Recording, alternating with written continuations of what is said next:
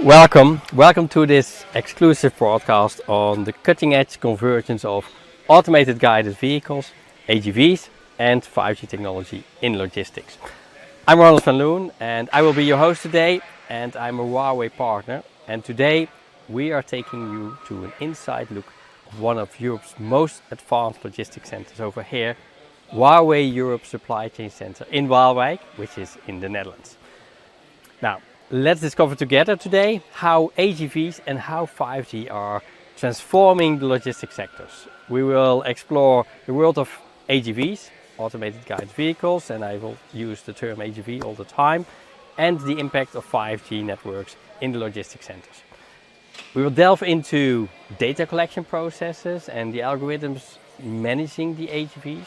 These systems gather an extensive ton of data on both warehouse operations, and this is also analyzed then with sophisticated algorithms to optimize the AGV routes and to improve the efficiency, and also it reduces many of the operational errors. I hope you join me today in an in-depth look in this modern logistics center, and I have also interviews with two experts. It's the manager of this center and an AI expert applying these technologies in the developing countries. Now, join me and let's go to the next station.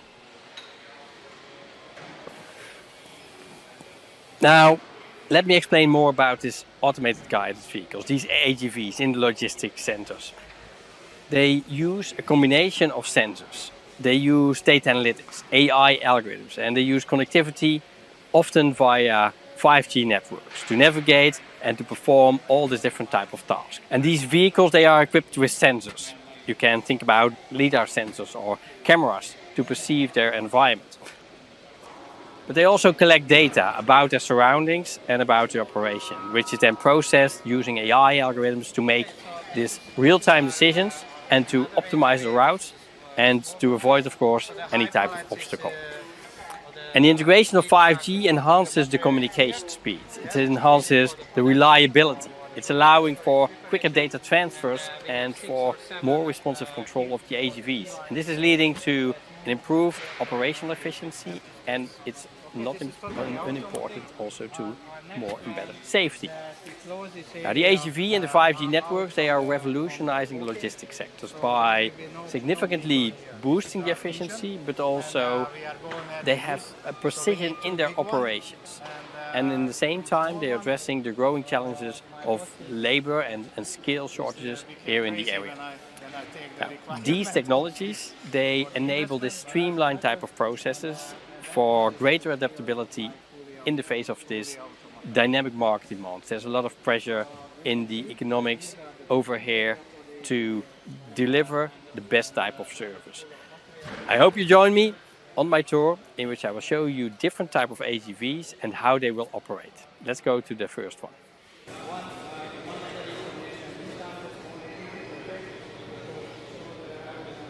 So the AGV pallet truck in logistics centers, they represent significant advancements in the material handling. And these automated type of trucks, they excel in efficiently moving these especially heavy loads that are unloaded from the truck, and they are crucial parts and a crucial aspects in the logistics whole chain. Now, their operations, I think, is quite streamlined. It's maintaining continuous workflow and it's minimizing any type of downtime. And the migration of the technology in the AGV pallet truck, they has led to a notable improvement in the maneuverability and in the safety here in the logistics center. Their adaptability to various type of logistic environments, which is very important, because if this is too small, you want to move to another one, and the ability to operate autonomously enhance the operational efficiency, but also contribute to a safer and a more productive type of work environment. Now, let's go to the next station.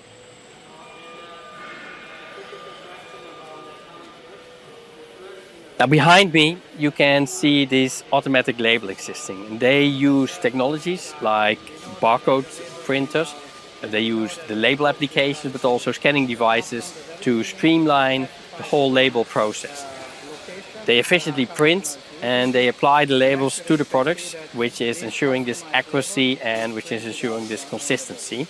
And the system is often integrated, of course, with your data warehouse management software, and this is allowing you to receive and to process data about each item, not unimportant, such as your product type, your destination, but also your handling instructions. And this is ensuring each label contains all necessary information for efficient tracking and for efficient management. Labels, of course, they play a crucial role in product tracking. And they're containing this vital information for easy tracking, but also for inventory management and ensuring this timely delivery to the correct destination. So they're enhancing the transparency and they are enhancing the reliability in the supply chain. Now, let's go to the next HVV. So, if we look in the logistics center, we have forklifts. And they're both manual and they're automated, and they're both crucial for the inventory movement and the management. These automated forklifts, they often offer this high efficiency and high precision, especially if they need to put the pallets into the rackets at this height, what you can see over here. And they're particularly valuable in the environment with heavy demands, like over here. They are equipped with advanced technologies. Again, with sensors, with automated navigation systems, and they allow for this precise and operating in a safe type of environment. So these forklifts, they can work continuously. They are optimizing the workflow, but also reducing the manual type of labor, especially for the forklift drivers.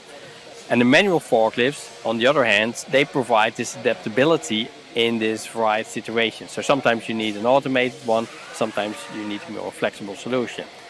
Now, safety is a top priority.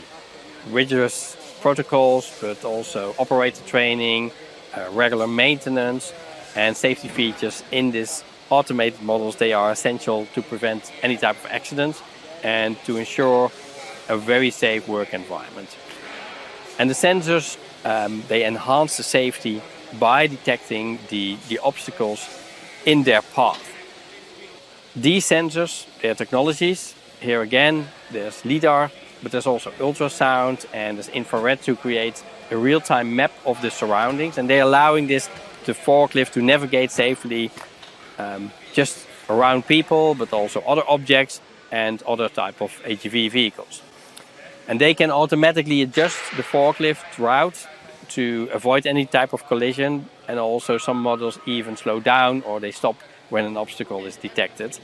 And these are greatly reducing the risk of any type of accident, and especially in this busy type of environments over here in this logistics center. Now, these need to be charged. Let's have a look at the charging station. So, if we look at this charging station, HVV forklifts, they are designed for continuous and for automated operations. And they typically have longer operational times compared to the manual forklifts. So they can operate longer and even 16 hours or something like that, continuously running before they need to be charged again, depending on the battery capacity, but also on the workload.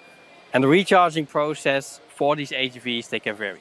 With fast charging type of stations, you have options just take 1 to 2 hours. On the other hand, you have normal charging stations which can take up to the 8 hours. And the durations, they are designed to align these operational shifts in the warehouses. They are ensuring this minimal downtime and they support the maximum type of efficiency. We're going to have one more HVV to explore. Let's go there.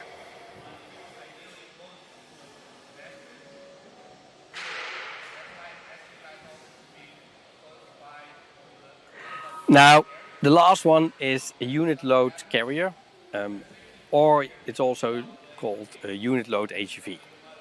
And they differ from other HVVs in their specific functioning of transporting this large pallet size type of loads. And I love them. If I see them floating on the floor, it's like dancing on the floor. And they are designed to carry this single or multiple type of unit loads at one time. And they're offering this highly efficient material handling compared to other type of HVVs. These HVVs typically operate using a combination of sensors, of cameras and navigation systems as well to move around in the warehouse, and they do it all autonomously. They're often following this predefined set of paths as well, or they're using this laser guided type of systems, and their design and operational capabilities make them ideal for tasks that involve moving this heavy, bulky type of items that you can see over here. And they're significantly improving the efficiency of the warehouse operation. Now, let's see how all this data from the HVVs and from the operation center comes all together in one big dashboard.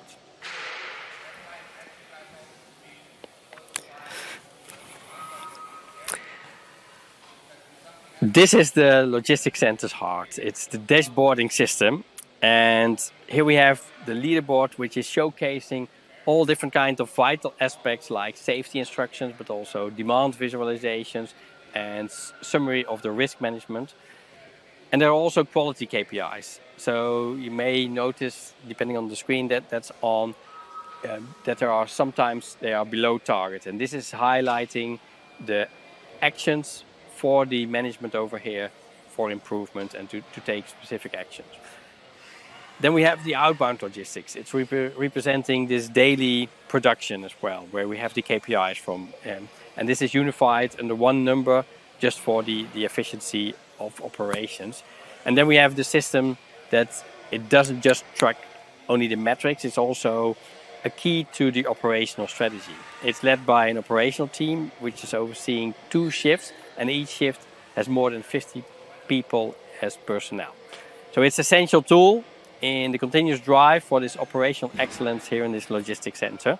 Now, let's continue our tour and meet the person who is in charge for this whole operation. Let's go.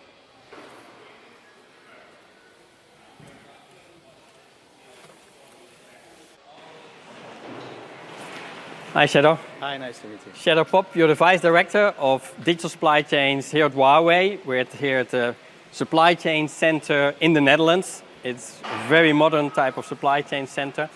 And I would like to understand here, this is an AGV, an autonomous guided vehicle. Yeah. Why is it so important for organizations to use either 5G, use AI, use all kinds of automations to perform better? I think this is the industry we are. So basically, I think Huawei is a high-tech company. We are very strong in 5G.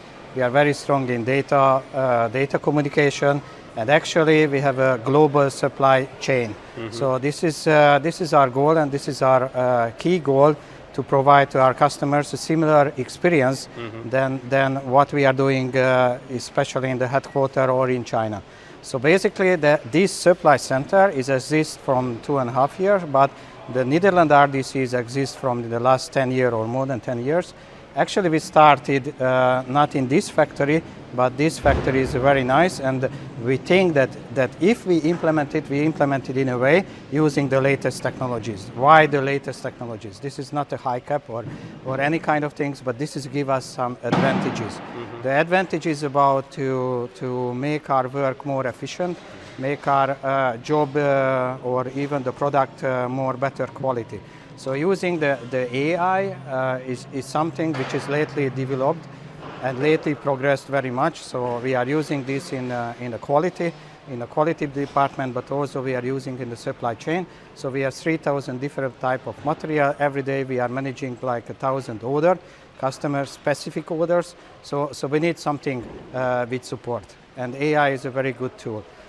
We are using different technologies like automatization. This is one good example about that one. So the material movements, as you see, as a distribution center is a key task. So as much as we can use here, we can reduce the workload our people, and we can utilize our workload for a different area. So our people is so the efficiency improve, as well as the quality of our work improve. So this is one thing why we are using such machines. It's not only this one, but the bigger sister, let's say in that way, because we have high shelves in the area, more than 10,000 high shells. So we are using the full inbound to outbound as much as automatization solutions as much as possible. And you gave me a tour, and during the tour you said as well, it's very hard to get skilled people. So people are afraid sometimes that it's taking over the jobs. For example, a forklift driver can say, hey, that's my job. But how do you work with this? How do you see this in practice? Is it taking jobs or it's creating jobs? Yeah, I think it's both true, okay? So definitely the forklift, the automatic forklift was done, is no need workforce anymore. On the other hand, we can utilize the existing workforce for more value-add things. For example, there are more value-add in the packaging, in the customization, loading. There are certain steps we cannot really automatize. And therefore, to keep our flexibility, to keep our growth, we can utilize this existing workforce in a more manner.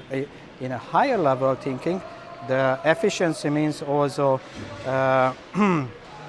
advantage, competitor advantage or competition we win together with this machine and together with our people. So this is a very good point that we need this as a combination. So if we are using only workforce, maybe sooner or later we use the efficiency of the industry and our customers are going away and order it from different company, which is we don't want. Yeah. And you have your 5G network here, and I think also the Wi-Fi 6 network. Yeah. Once you have it over here, do you utilize it as well, for example, for safety or for other causes as well, just then for the HVV type of devices? So I may mention during the panel discussion that the 5G is the latest available technology, is like a network highway. So why we are utilizing network highway? Because we don't know that how many data traffic will be, what visualization solutions we implement, but we want to keep our upside flexibility. So basically we keep the Wi-Fi. Why? This is a handover period. Definitely these machines are working in 5G, so this is the only solution. And regarding the Wi-Fi, we step by step we hand over the Wi-Fi and exclusively use only the 5G. And you gave us a great tour where you also showed the dashboard, where you have real-time insights. Can you show the importance of this real-time insights and what type of insights you provide? Okay, so we have a different product here, or product portfolio here. One of the product portfolio we have here is a fast in, fast out. We means that we can do the inbound customization, packaging, and fast out within 2 hours roughly, okay? So this means it's very fast work. So if you are not utilizing the latest technologies, you cannot, manual, for example, or manual paper or manual printing, this is not possible. Only possible with such kind of information technology behind solution. This is a very complex algorithm which matching the demand with the available materials or the arrival materials, and early advance we order the truck. So it's the product is not ready, but we know and predict it will be ready tomorrow. So today we order the truck for tomorrow. That's why we can cap the 4-hour cycle. And that's automatically, or it's still semi-automatically? It's also automatic. So once we confirm that everything is good, the materials are here, capacity are here, then we automatically put the signal to the LSPs, and we order the truck for tomorrow. And this is a great example, I think, for other companies to see how it's working. But what can we expect in the future? What kind of next steps are you working on to even make it more advanced or more safe or faster insights or better matching the supply and demand? So we have, let's say, vision. So first of all, we have to establish the existing machinery and tools and optimize it.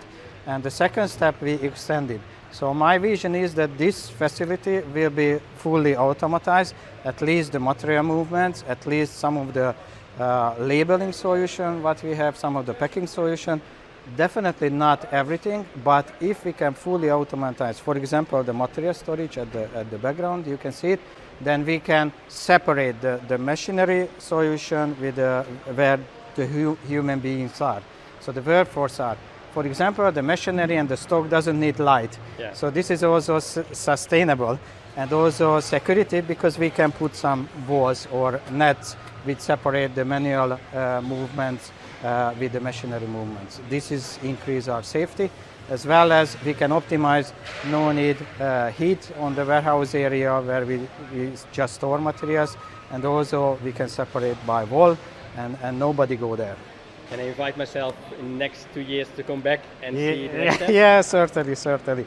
We can do a next event 2 years ahead. Thanks a lot. I'm going to my next station, great insights, and yeah, fantastic example, I think, for automation. Thank you for your listening. Thank you.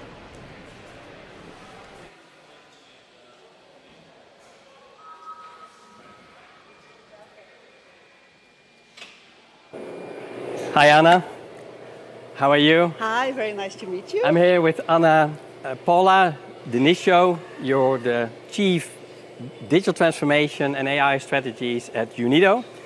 And you travel all around the world seeing either logistics centers or factories, working with digital transformation, implementing AI.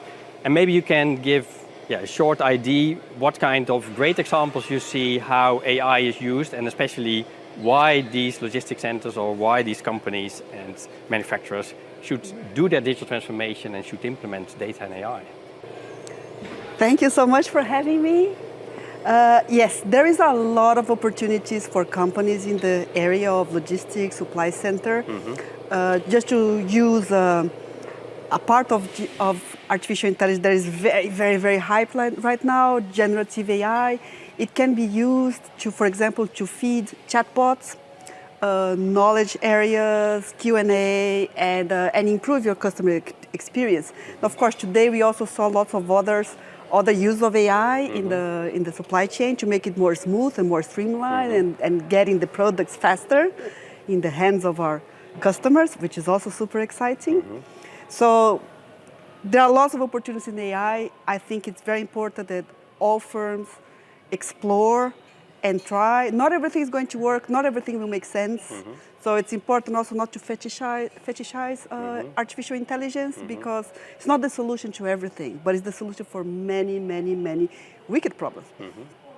And with that, add value and stay competitive and get more competitive and get more competitive. What I like to say is that AI is not here to replace people or replace firms, but firms that do not use AI may be replaced by firms who do. And it's the same for people. People may not be replaced by AI. It's more likely that they may be replaced by people who do. So it's here to stay. So let's make sure that it's used for good. And if you then look to the different cases that you see in the market, you were talking about customer service already. Where do companies most of the time start? Is it in customer service, or is it more in the facility, in the logistics, demand and supply chain? What kind of cases do you generally see where companies start, and how do they start? Start small or big? Or? In my area of business, so of course I'm always, what we see is what I can talk about. We work in technical cooperation, and of course we do primarily, because we are a UN organization, we are working primarily with developing countries and economies in transition, which are not disconnected from AI, very interested in everything. But we work a lot with startups and SMEs. So I can give you one example of one project that we did with AI in Namibia. Okay. Namibia had a problem. It has bush encroachment, which is an invasive species, specifically acacia, that has, if you're going to talk like an economist, had negative value. It was just there taking up space, taking up arable lands.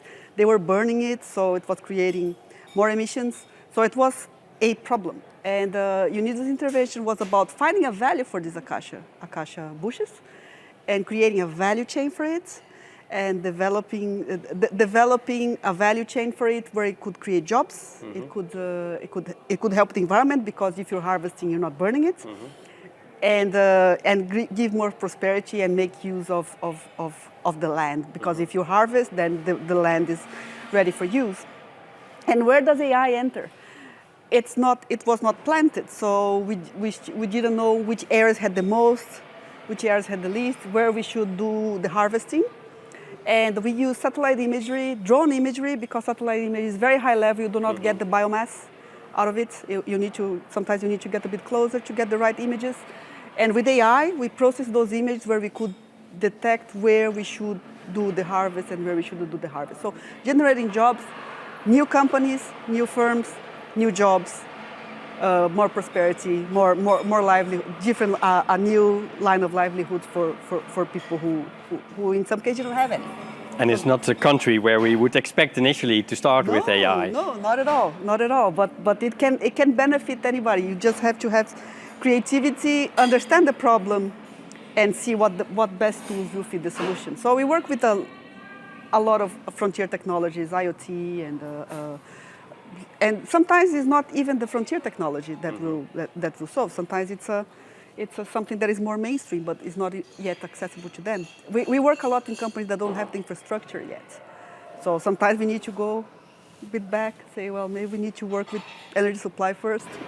And what I really like about this case is that you start from a problem, not Yes. from, hey, we have the technology, what can we do?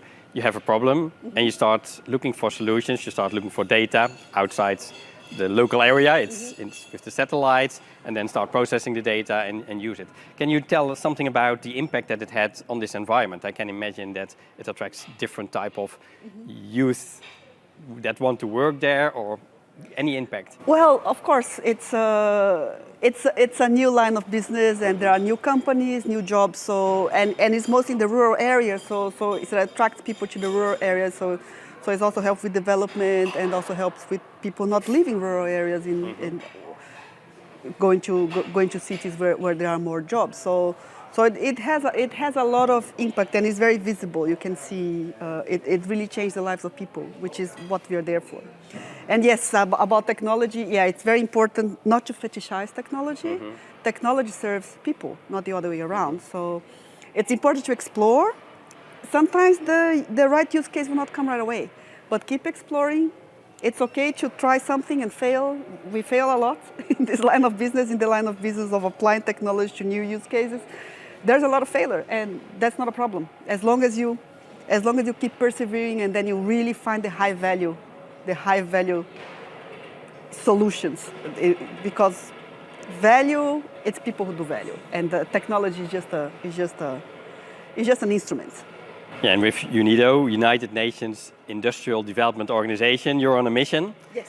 And you want to spread your mission. Of course. We have an audience of 500,000 people, and they're all around the world. What kind of message do you have for them?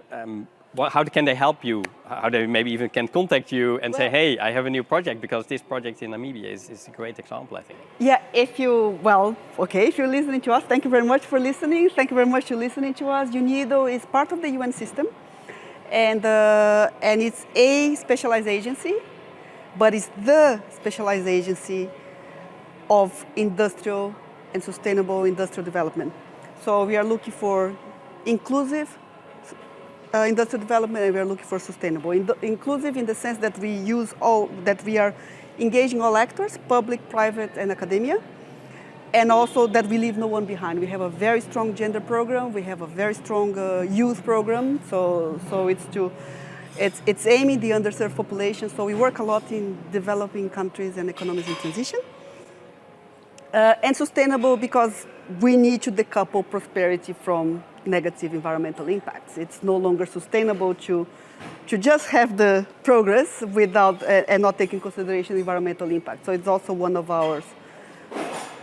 our main themes, that it's bringing industrial development, but in a way that does not harm the environment.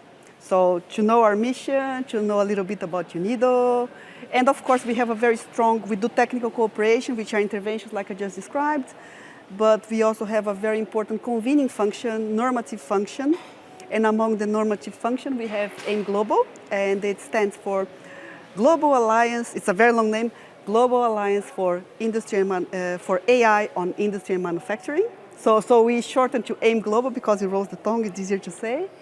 And we are bringing all actors, academia and the private sector and public sector, to work together, find solutions, partner, network, and to elevate the status of AI of an instrument for more ethics, more equality, and more progress. And the good thing is they can start with a challenge, a problem, and they can Yes. come to you and they don't need to think about the technology and the partners. You have partners like Huawei as well, where you work together closely with, and then you come and probably help them. So take your chance. Thank you very much. And contact Anna Paula. Thanks a lot. Great insights. I'm going to my next station and showing more about the logistics center here in the Netherlands at the Huawei Logistics Center. Thanks. Thank you. Thank you so much. Thank Thank you so much.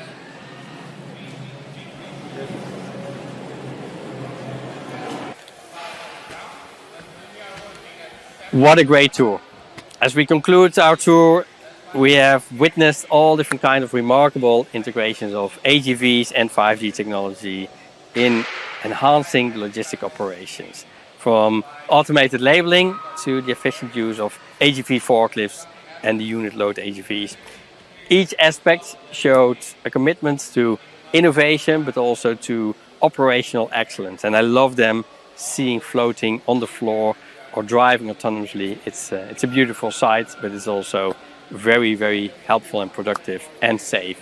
Now, looking forward, these advancements promise to further evolve in the coming years, and the driving future of logistics towards this even greater efficiency and even more adaptability. Thank you for joining us today for this insightful journey into the heart of modern logistics. Thank you. Bye-bye.